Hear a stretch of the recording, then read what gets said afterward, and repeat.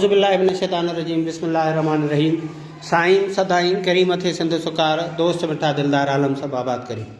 अॼु जी activity class number 5 वञा पहिरें बैत हमद जेको शाब्द लतीफ़ भिटाई रहमतुल्लाह अलैह जो लिखियलु आहे उन वञा कुझु ॿारनि खे असां पार्टिसिपेशन ॾिनी आहे।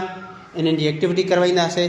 हिननि जी कापी पूरी आहे फेयर ऐं जेको आहे हिननि जी जेकी रेसिटेशन आहे उहा करवाईंदासीं जंहिंजी एक्टिविटी आहे जंहिंमें हर हिकु ॿार हिकु हिकु सिट पहिरें बैत जी पढ़ंदो। स्टार्ट कयो बाबा।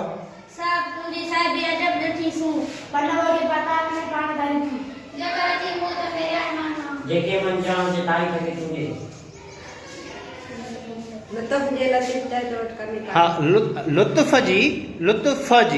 लुत्फ़ जी लतीफ़ चए तो वट कमी कान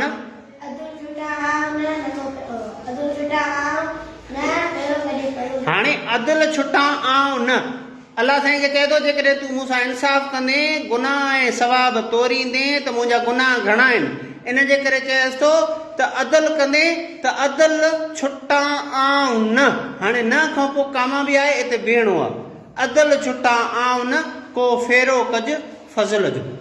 जेॾो तुंहिंजो नाम बाज ॿियो ॾे महां री सुणे री थंबे तूं छपर पुछां कुजाड़ो कां को तुम्हारा पुछां साहिब साहिब मुझे साहिब बात दी सुन पाताल में पान सारी पन्न बोड़ी पाताल में पान सारी जेकर अची मुता मेरा ही माला जेके मन जा सताए तरी दी जो तो बड़ी लतीफ चाहे तो वट कमी का अदल छुटा आ न को फेरो कज फजल जो जेदो तुने नाम बाजी बोले मन कृष्ण बेड़ी बोले तू छपा तू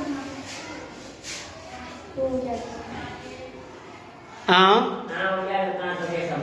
उजाड़ो न आऊं कुजाड़ो कुजाड़ो माना